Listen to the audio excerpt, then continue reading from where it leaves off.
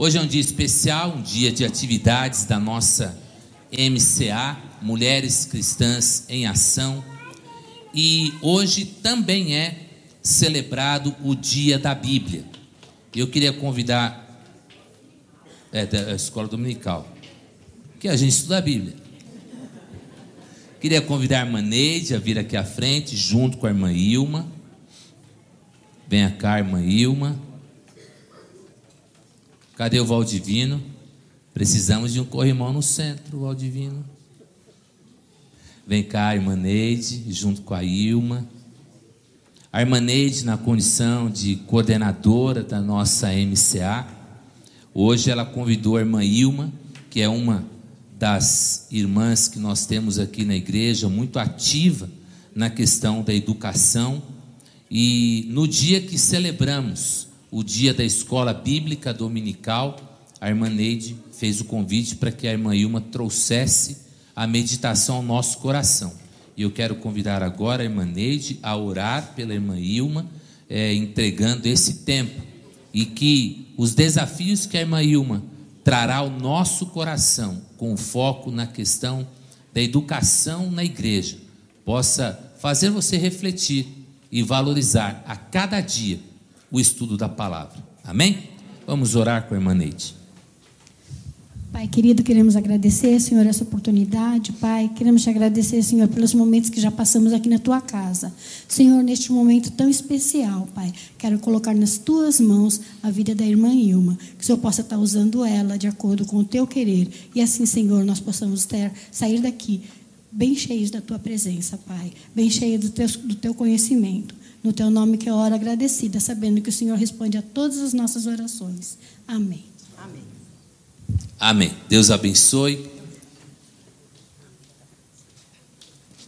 Hoje é um dia de festa, né? Nós estamos encerrando a campanha de missões. Encerrando assim, né? Porque na minha classe eu disse que até o próximo domingo podem contribuir. E em qualquer classe e até aqui podem também. Porque na realidade missões a gente não encerra nunca. Missões é uma obrigação nossa de todo dia.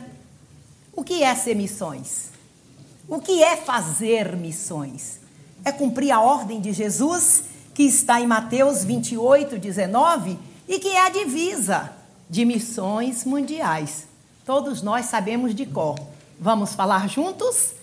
Ide por todo o mundo. Eles puseram em outra tradução, mas significa a mesma coisa. Não deu certo o pendrive não, Marquinhos? Não. Então foi bom você me avisar. Então vamos lá. Portanto, vão... Eles estão brincando com a gente, né? Agora vai, né, pastor? Portanto, ide, fazei discípulos de todas as nações, batizando-os em nome do Pai, e do Filho, e do Espírito Santo. Mateus 28, 19. Hoje nós temos várias traduções, graças a Deus por isso, né? Tem a Bíblia naquela linguagem mais formal, tem a Bíblia na linguagem de hoje, eu esqueci, tem a Bíblia da vovó, tem a Bíblia da família, tem a Bíblia das mulheres, todas a palavra de Deus, mas as explicações, assim, atendem à necessidade. Na Bíblia da família tem um texto aí, o pastor Jaime Kemp vai dar uma explicação e torna mais clara a compreensão, e assim nós temos a Bíblia em diversas linguagens. Então, como falávamos, onde nós aprendemos sobre missões? Na Bíblia. O mês de abril é o mês da Escola Bíblica Dominical.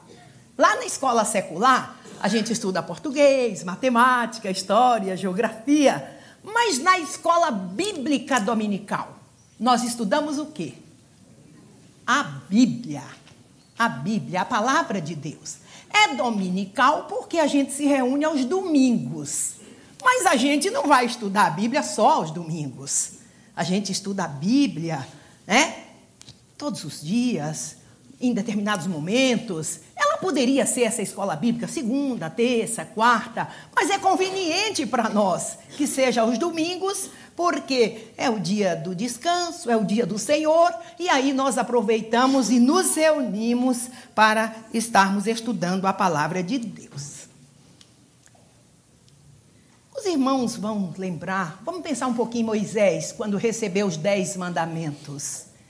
Ele subiu ao monte e ele recebeu os 10 mandamentos numa Bíblia assim, bonita, né, como a minha. Foi assim? Não, ele recebeu em uma pedra. Ele recebeu em uma pedra. E quem escreveu nessa pedra? O dedo de Deus. Olha que coisa maravilhosa. Deus escreveu naquela pedra. Então, no início, a palavra de Deus, aquilo que Deus falava, era apresentado numa pedra, ou em que mais? Tijolos. Havia uma biblioteca, eles escreviam no barro mole, depois colocava aquele barro para secar, né?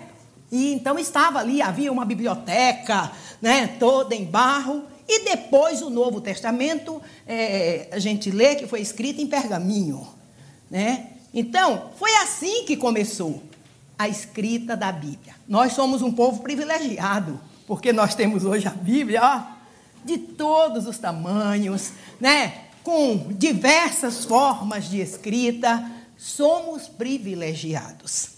Foi Deus quem ordenou que escrevesse as mensagens. E nós lemos lá em Jeremias 32, eu quero só entender, eu tinha gravado num pendrive, mas parece que não funcionou o meu pendrive.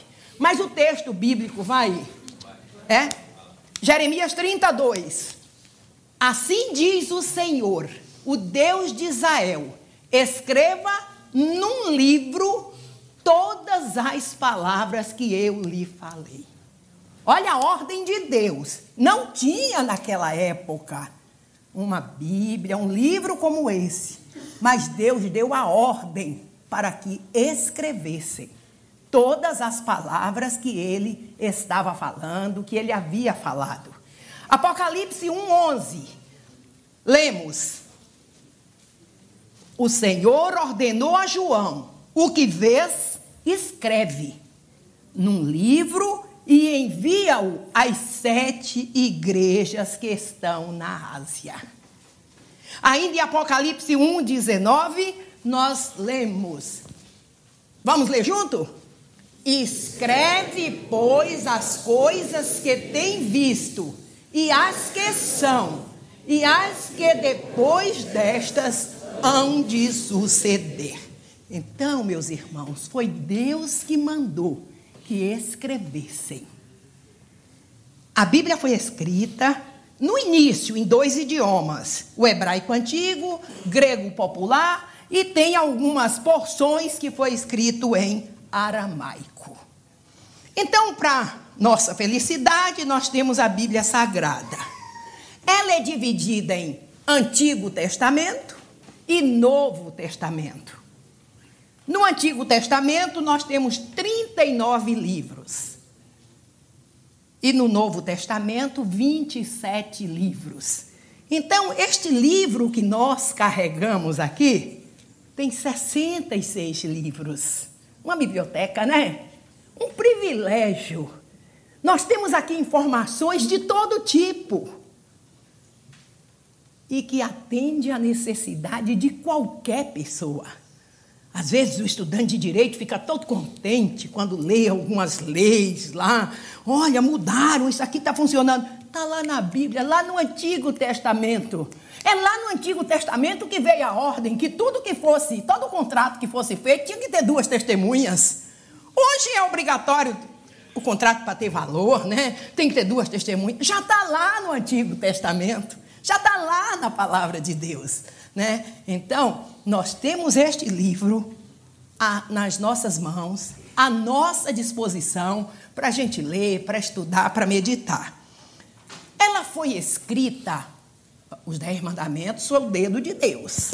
Mas a Bíblia Sagrada, ela foi escrita por homens, mas homens inspirados por Deus. E é esta inspiração de Deus que confere a este livro a mensagem divina.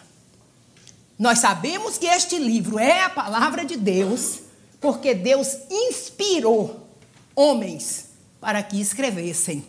Nós lemos para que escrevessem aquilo que ele estava falando. Olha minha folhinha aqui, eu perdendo nelas. Só a maneira como este livro chegou até nós, enfrentou dificuldades, perseguições, né? Bastante coisa, mas chegou até nós. Nós vimos de manhã o missionário falando, ele mostrou achei tão lindo, ele mostrou um envelope assim laranja, e ele disse que ali dentro tinha porção da palavra de Deus. Qual era o versículo? Que era o livro de Marcos? E tinha um versículo, eu não decorei, que estava assim. Você já pensou? Naquele país, para onde aquele envelope estava sendo levado, ele não podia distribuir uma Bíblia, não podia levar uma Bíblia, só podia levar aquela folhinha. Como? Um balão.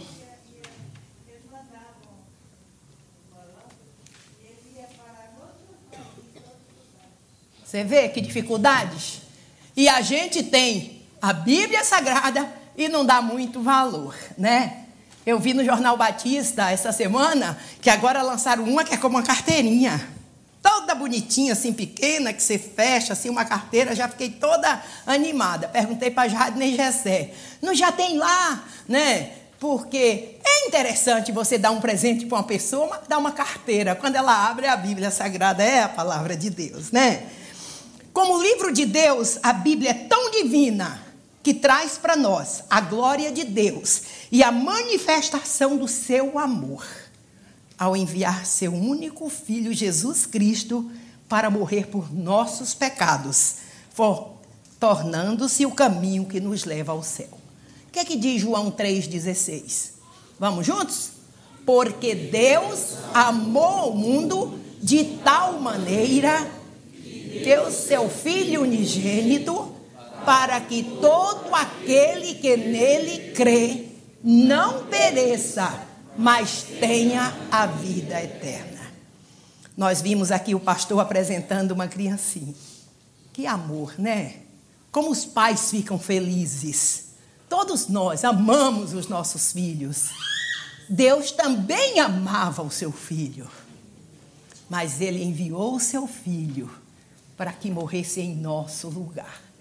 É muito simples, meus irmãos e amigos. Jesus veio, Deus com esse amor. Nós havíamos falhado, nós havíamos desobedecido a Deus. Estava separado. Deus não podia estar com o homem pecador. Então houve a separação.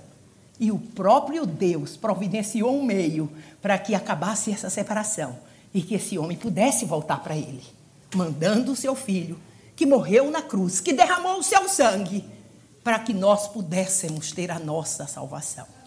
É só reconhecer que somos pecadores. É só reconhecer que nós desobedecemos a Deus e pedir perdão e dizer: Senhor, faz morada no meu coração. E daí para frente o Espírito Santo de Deus, que faz parte da Trindade, Deus Pai, Deus Filho, Deus Espírito, ele passa a morar no nosso coração e dirigir a nossa vida e guiar os nossos passos. Onde nós aprendemos essas coisas? Na Bíblia, né? Que é a palavra de Deus. A Bíblia é a revelação de Deus. Em João 1,18, tem? Fico aqui? Não, está mandando desligar o celular. Ó, ninguém jamais viu a Deus, o Deus unigênito, que está no seio do Pai, esse o deu a conhecer. E Lucas 10:22. Vou dar trabalho aos meninos hoje. Todas as coisas me foram entregues por meu Pai, e ninguém conhece quem é o Filho, senão o Pai. Nem quem é o Pai, senão o Filho, e aquele a quem o Filho quiser revelar. Então, a Bíblia é revelação de Deus. Foi Deus que se revelou através de homens inspirados, para que nós tivéssemos esta Bíblia, a palavra de Deus. A Bíblia é inspiração. 2 Timóteo 3, 16 e 17. Nós vamos ler juntos. Aqui agora tem para mim, está mais fácil. Facilitou a minha vida. Vamos ler juntos? É divinamente inspirada e proveitosa para ensinar, para repreender, para corrigir, para instruir em justiça, para que o homem de Deus seja perfeito e perfeitamente preparado para toda boa obra. Será que é isso que nós fazemos aqui, quando estamos aos domingos reunidos na escola bíblica, estudando a Bíblia? Será que a palavra de Deus tem feito isso na nossa mente, no nosso coração? Ela é divinamente inspirada. Para quê? Para ensinar a verdade. Na tradução que da NVI, para ensinar a verdade, para condenar o erro, para corrigir as faltas, para ensinar a maneira certa de viver. E isso para que o servo de Deus esteja completamente preparado e pronto para fazer todo tipo de boa ação. É isso que a escola bíblica faz com cada um de nós que a frequentamos. Quando a gente se reúne para estudar a Bíblia, a gente tem a oportunidade de tirar as nossas dúvidas, de fazer pergunta, sabe? Então, é um privilégio de ter comunhão com os irmãos. É muito bom, é muito importante que todos nós frequentemos a escola bíblica dominical. É uma oportunidade que você tem de estudar a Bíblia em grupo pequeno. Aqui a gente não pode abrir espaço para perguntas, senão nós vamos ter que dormir aqui, né? Porque é muita gente, né? E o conhecimento, um é mais profundo, outro menos, né? Um grupo heterogêneo. Então, não dá para a gente abrir para perguntas. Mas na escola bíblica, que é um grupo menor, a gente pode fazer qualquer tipo de pergunta. Então, lá nós temos a oportunidade de estudar a palavra de Deus. 2 Pedro 1, 21 diz: nenhuma mensagem profética veio da vontade humana, mas as pessoas eram guiadas pelo Espírito Santo quando anunciavam a mensagem que vinha de Deus. E ainda em 2 Samuel 23 diz: o Espírito do Senhor fala por meio de mim. É 2 Samuel 23, de 2 a 4. Desculpa, eu falei rápido.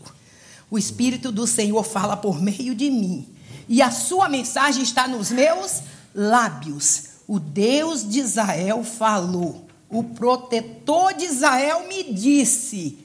O rei que governa com justiça, que governa respeitando a vontade de Deus, é como o nascer do sol na madrugada sem nuvens. É como o sol que faz a grama brilhar depois da chuva. Então, quando a gente estuda a palavra de Deus, o Espírito Santo coloca na nossa boca a mensagem. Às vezes as pessoas dizem assim: eu tenho dificuldade de estudar a Bíblia porque eu não sei por onde começar. Aí começa lá em Gênesis, aí diz: fulano gerou fulano porque gerou fulano, e vem aqueles nomes difíceis e tal. Mas você pode pedir ajuda para alguém, né? Diz: pô, é muito complicado, né? Mas não, meus irmãos, a gente vai aprendendo devagar. A criança, quando nasce, aquele bebezinho ainda está no leite materno, né? Então é devagar que a gente vai estudando a palavra de Deus. E você tem sempre uma pessoa do seu lado que pode lhe ajudar, que você pode pedir uma orientação, que pode estudar com você. Então, é dessa forma que a gente vai aprendendo, Deus vai colocando na nossa boca e a gente vai podendo falar da palavra do nosso Deus. A Bíblia é revelação especial, porque foi transmitida a nós por homens inspirados por Deus. A interpretação, às vezes, assim, é mais difícil, né? Porque foi escrita lá no passado, tinha os costumes daquela época. A linguagem era diferente da nossa. Então, para a gente fazer uma interpretação, a gente não pode ler só um versículo e ficar por isso mesmo. Então, a gente tem que ler o versículo e a gente tem que ver o contexto. Mas quando foi escrito? Para quem foi escrito? Como foi escrito? Sabe? Tem essas coisas que a gente tem que se perguntar, né?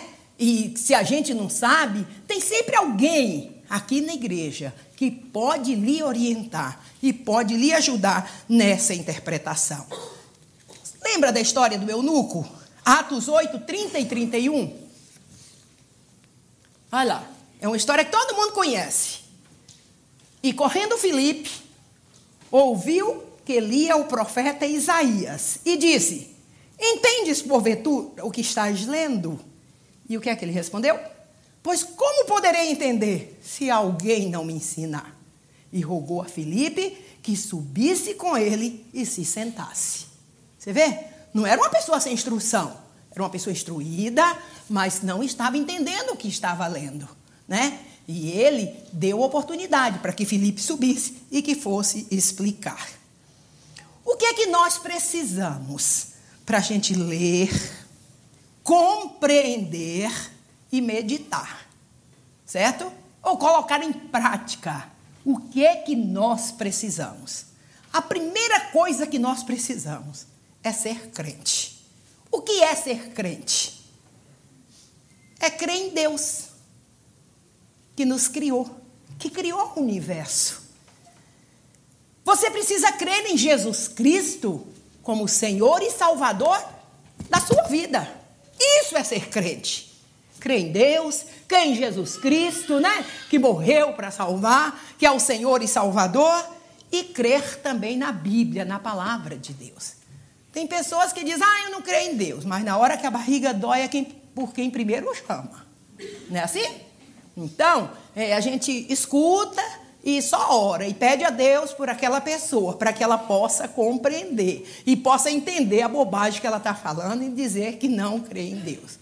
Quando a gente olha para o firmamento, as flores, cada uma de uma cor, cada uma de um formato. Gente, como que Deus fez tudo isso para nós, né? E cuida de tudo isso. Então, primeira coisa para você ler, entender e meditar na Bíblia é ser crente. É ter Jesus no coração. É assumir com Jesus Cristo um compromisso. É abrir o coração e dizer para Jesus, vem fazer morada aqui. Esta é a primeira coisa. Quando Jesus vem e faz morada no nosso coração, através do Espírito Santo, ele vai nos ajudar a compreender. Aquela dúvida por onde eu começo, qual é o primeiro livro, acaba. Porque o Espírito Santo que está conduzindo a nossa vida, guiando a nossa vida, ele vai nos mostrar o que estamos lendo e o que é necessário para que a gente compreenda e coloque em prática. Outra coisa que nós vamos precisar é de sabedoria e conhecimento. Mas como uma sabedoria? Só estudei até a 4ª série do 1º grau, né? Salomão era um homem muito rico. Tinha tudo que vocês possam pensar. Dinheiro, mulheres, propriedade, tudo. E Deus deu a ele a oportunidade dele pedir o que ele quisesse. E ele pediu mais dinheiro? O que é que ele pediu?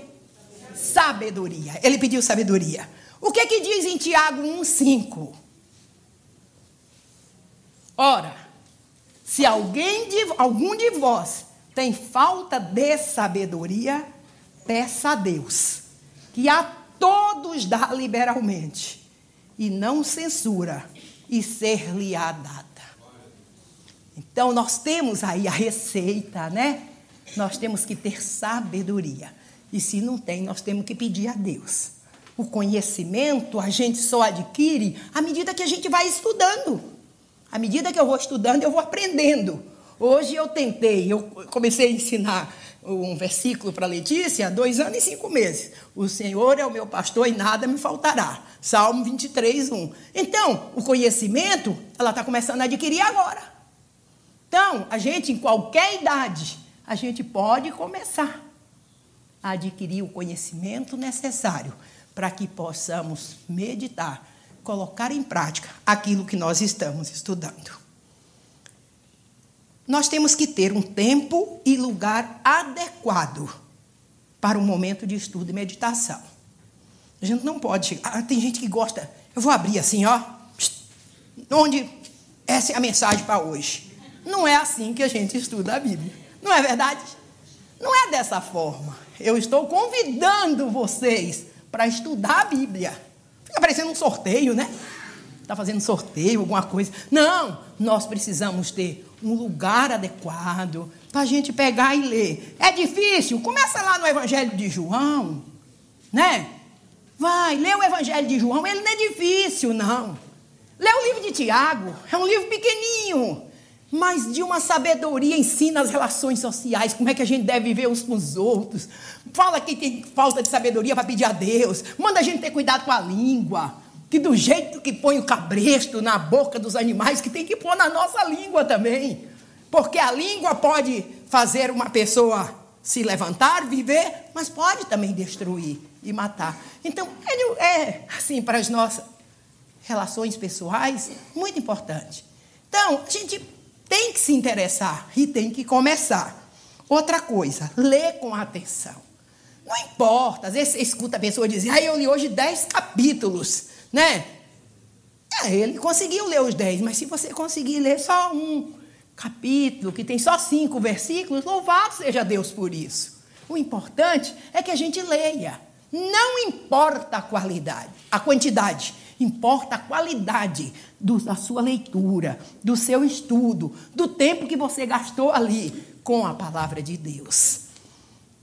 Tem que abrir o coração para ouvir a palavra de Deus e saber o que é que Deus está falando para você. Não interessa o que está falando para mim, para o pastor Jairo, para a Leila, para o Fernando. O que está falando para você. É isso que é importante.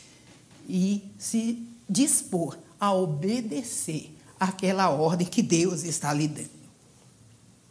Quando você obedece à palavra de Deus, você é uma pessoa diferente. Lembra que o Eric falou de manhã? Ele foi jogar futebol com o pessoal lá, né? Não podia fazer reunião igual essa aqui, esse monte de gente, alguém na frente pregando. Não, jogava futebol. Mas ele era notado ali. Ele era tão notado que quando saiu o líder do futebol, ele foi convidado para ficar no lugar. Alguma coisa tinha, né, de diferente para ele ser chamado para ser o líder. Acontece a mesma coisa conosco. No nosso trabalho. As pessoas gostam de pedir a gente para orar, né? Quando tem qualquer problema. Fulano, ora por mim, eu estou passando por isso, isso e isso. Não importa a religião da pessoa, mas elas confiam na gente e vêm e pedem para a gente orar. Quando nós lemos a palavra de Deus e colocamos em prática, nós somos diferenciados na nossa vizinhança, no nosso trabalho, na nossa casa, em todos os lugares por onde andamos. Meus irmãos, a Bíblia é a nossa única regra de fé e prática. Uma fé que salva. Ninguém pode crer em Cristo como Senhor e Salvador se a Bíblia não lhe diz que Ele é o Salvador e como que você deve proceder. Como é que ele diz? Eu sou o caminho, a verdade e a vida. Ninguém vem ao Pai senão por mim. Você quer ir para o céu? Você quer ir para o Pai? Jesus Cristo é o caminho. Não tem outro caminho. É Jesus Cristo. E isso é o que a Bíblia diz. E é o que nós temos que colocar em prática. A salvação é pela graça, mediante a fé. Efésios 2, de 8 a 10. Aí eu vou convidar vocês a ler. Vamos lá? Porque pela graça sois salvos por meio da fé, e isso não vem de vós, é dom de Deus, não vem das obras, para que ninguém se glorie, porque somos feitura sua, criados em Cristo Jesus, para boas obras, as quais Deus antes preparou para que andássemos nelas. Então a salvação é pela fé. Mas eu não conheço ninguém que foi salvo e ficou alisando os bancos da igreja.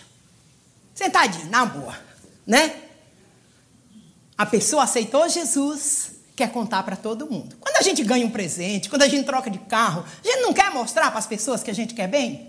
É a mesma coisa, né? Quando nós somos salvos pela fé, a gente quer contar. Está aí o grupo Acolher. É fácil, irmão Bira? Sair aí pela rua, pegar essas pessoas que estão no estado, coitados, às vezes de embriaguez, usaram droga, sujo.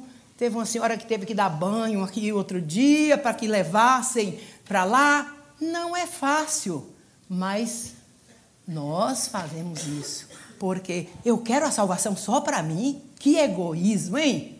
Não, Deus quer que a gente tenha fé, mas que pratique também aquilo que a gente sabe e aquilo que a gente aprendeu. Quando somos salvos pela fé, entramos num sistema de vida espiritual. E essa fé nós demonstramos através da prática. Temos que colocar em prática. São as boas obras que Deus preparou para nós, como o relato desse texto que nós acabamos de ler. Praticamos o nosso culto, já estamos aqui há algum tempo, né? Já prestamos o nosso culto a Deus pela fé. Louvamos, damos graças, cantamos, oramos, contribuímos, relacionamos uns com os outros, com as igrejas, realizamos a obra de Deus, seja com o nosso trabalho aqui, seja com o nosso trabalho lá em missões mundiais, como missionário, orando, contribuindo, pregando. É isso que Deus quer de nós. É isso que a Bíblia, a palavra de Deus, nos ensina a fazer. Jesus usou as Escrituras. E eu fico pensando, quando Jesus estava lá na cruz, o que é que ele disse? Não, antes disso. Quando ele foi tentado, Jesus estava com fome, 40 dias no deserto, com fome, e o inimigo sabia disso e chegou para ele e disse o quê? Pediu para ele, Lucas 4, 3 e 4, se tu és o Filho de Deus, dize esta pedra que se transforma em pão. E aí Jesus responde, escrito está. Escrito aonde, se não tinha Bíblia no tempo de Jesus? Ele recitou o Salmo 22. O Salmo 22, verso 1, é exatamente isso. Nem só de pão viverá o homem, mas de toda a palavra de Deus. Você vê que coisa interessante? Então, meus irmãos, quando ele enfrentou a morte, que ele usou o Salmo 22, desculpem. Quando ele enfrentou a morte, ele disse, Deus meu, por que me desamparaste? Nesse texto, ele usou Deuteronômio 8, 3. Assim ele se humilhou, deixou passar fome, mas depois sustentou com maná, que nem vocês nem os seus antepassados conheciam, para mostrar-lhe que nem só de pão viverá o homem, mas de toda a palavra da boca do Senhor. Entenderam? Na cruz, ele usou o Salmo 22. Deus meu, por que me desamparaste? E quando ele estava com fome, Deuteronômio 8, 23. Não tinha Bíblia. Essa Bíblia aqui, igual essa nossa. Mas olha, ele disse, escrito está. Confirmando, mostrando que a vontade de Deus está ali. O que a Bíblia faz por nós? Será que ela faz assim alguma coisa? Por mim, por você, o que é que ela faz? Ilumina a mente. Salmo 19, verso 8. O que é que diz? Está ali? Os preceitos do Senhor são retos e alegram o coração. O mandamento do Senhor é puro e alumia os olhos. Em outra tradução diz, ilumina a nossa mente. Além de iluminar a mente, dá alegria. Alegram o coração. Dá sabedoria. Salmo 19, dá sabedoria. Salmo 19, verso 7.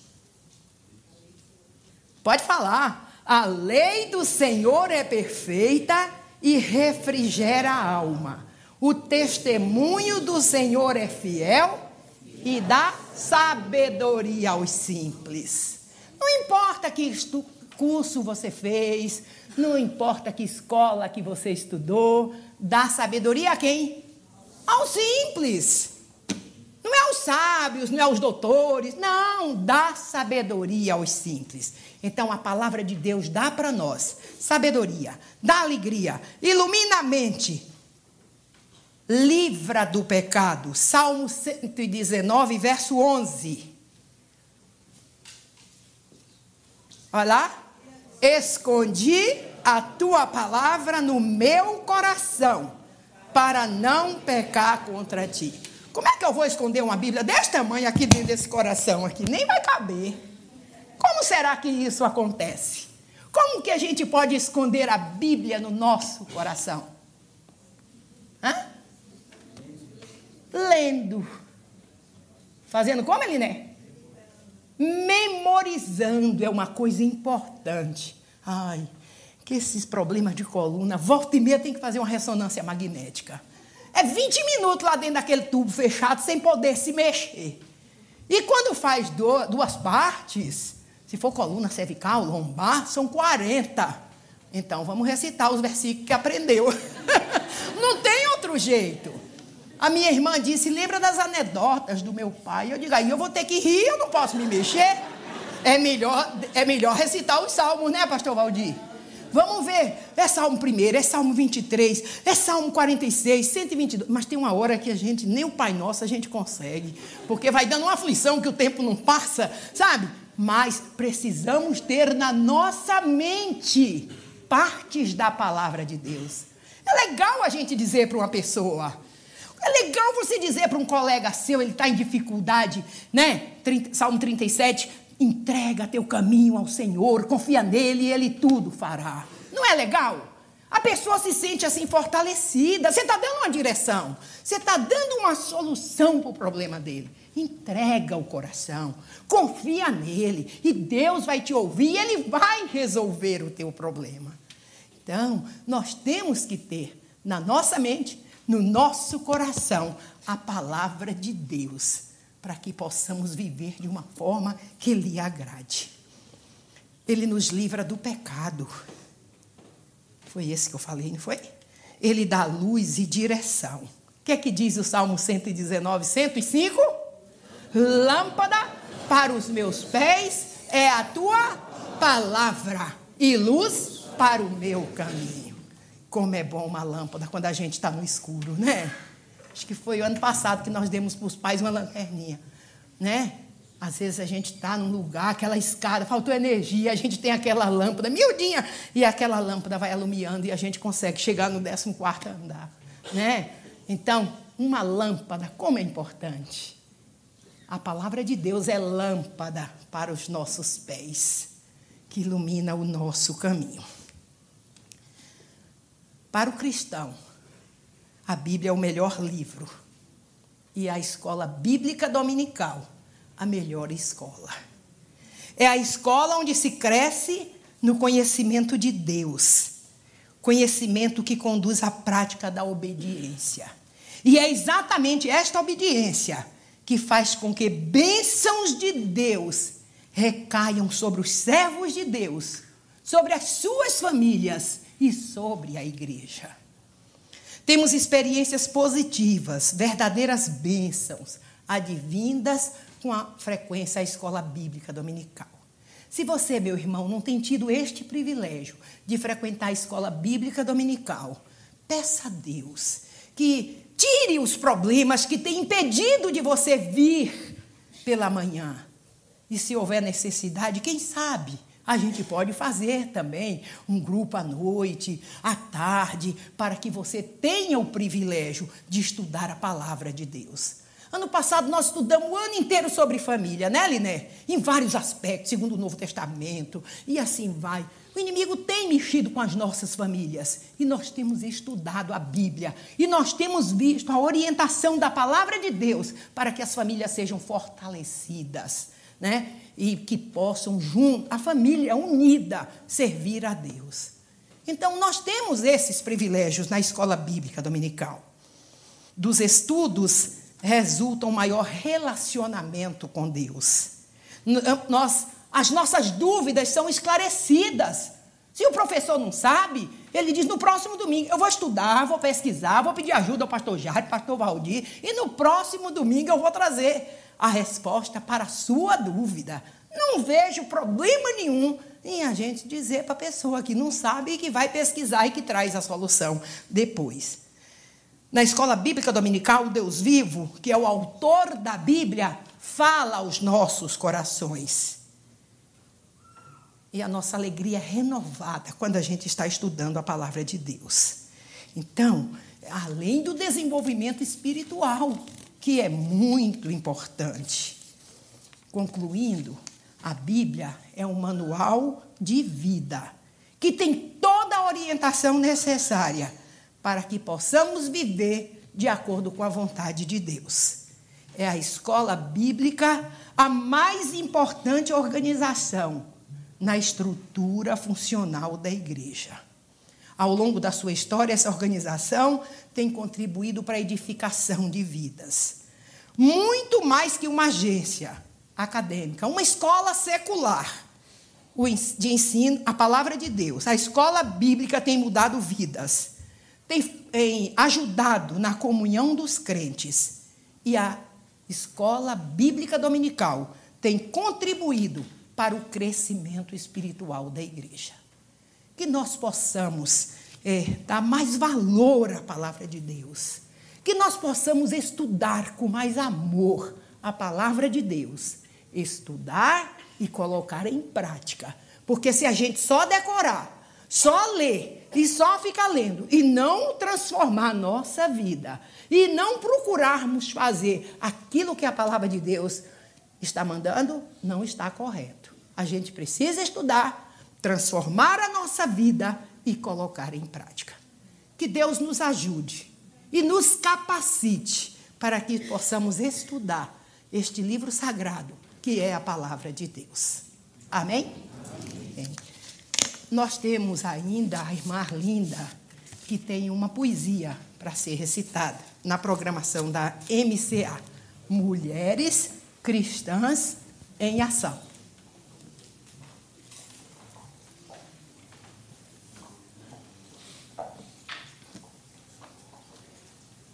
Acho que alguém vai precisar arrumar um microfone aqui para ela. Opa, obrigada, Fernando.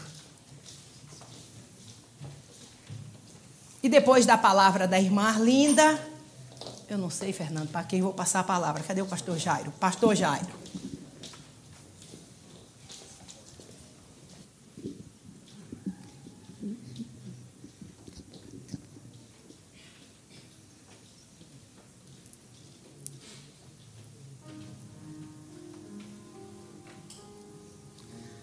A Bíblia Aristide Moraes guarda como um tesouro avaramente a verdade divina resplendente pregada por Jesus. Em teu seio conservas um poema de uma moral divina cujo tema resume-se na cruz. Teus livros, cujas páginas repletas das visões transcendentes do poeta ao pobre pecador. A poesia tão doce que há no Salmo relembra verdes campos, ora espalmo, ora cheios de flores, onde o grande poeta, rei e pastor, mostra-nos como Deus, por grande amor, receba os pecadores. Nos livros do profeta e do cordeiro, entre os grandes luzeiros, um luzeiro resplende, é Isaías. Depois, Lamentações, Ezequiel, o grande Jeremias, Daniel, o rei da profecia. Surge como um farol por entre as brumas, como uma tauba ao náufrago na espuma, uma luz que fulgua e que irradia, cumprindo letra por letra. A profecia é o Velho e o Novo Testamento. O fulgor deste livro tão sublime, que apenas fiel jamais exprime, e não alcança a razão. Há tanto amor, tanta bondade, do Pai mandando o Filho à majestade, trazei-o à salvação. Que o mundo ingrato, mau, não compreende o amor que sobre nós tão alto esprende, como um foco de luz. Ninguém vê o Cordeiro Imaculado, que levou sobre si os nossos pecados ao divino Jesus. Herodes, o tetrarca traiçoeiro, vê no meigo Jesus um embusteiro, um grande usurpador. Ainda outros verem no mártir do Calvário um demente ou um grande visionário, um louco agitador. Mateus, Marcos, Lucas, João, Paulo, o chefe da vil perseguição, enrajada de luz, descreve a brilhante trajetória do grande Salvador, cujo a vitória apenas não traduz. Eis o livro, meus irmãos e meus amigos, que fala do pecado, do caminho por muitos palmilhados que vão à perdição. Ele fala de Jesus, ele fala da vida, de uma eterna morada prometida, abrir-lhe os corações.